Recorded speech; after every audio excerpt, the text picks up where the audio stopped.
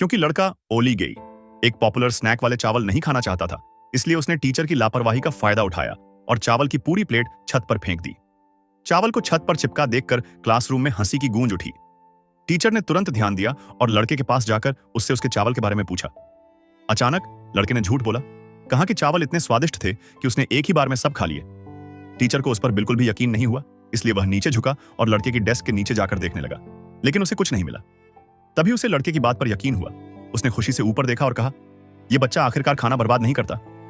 लेकिन अगले ही पल चावल छत पर चिपक गया, जिससे स्टूडेंट्स फिर से हंसने लगे, जिससे टीचर को गुस्सा आ गया। टीचर ने इस बदमाश को सबक सिखाने का पक्का इरादा करके लड़के का कान पकड़ा और उसे क्लासरूम से बाहर खींच लिया। उन्होंने लड़के को न सिर्फ लाउंज का फर्श साफ करने की सजा दी, बल्कि पूरे स्कूल के सारे टेबल वेयर भी उससे धुलवाए। लेकिन यह शरारती लड़का टीचर की बात मानने को तैयार नहीं था। टीचर के ध्यान न देने का फायदा उठाकर उसने जानबूझकर एक लोहे का बर्तन निकाल लिया।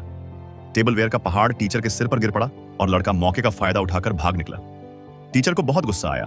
उसने लड़के को पकड़कर अंधेरे कमरे में बंद करने का फैसला किया, लेकिन सिर्फ 2 कदम चलने के बाद लड़के ने उसे नीचे दबा दिया। लड़का फिसला और बेकाबू होकर दूसरी मंजिल से उछलकर कूड़ेदान में जा गिरा।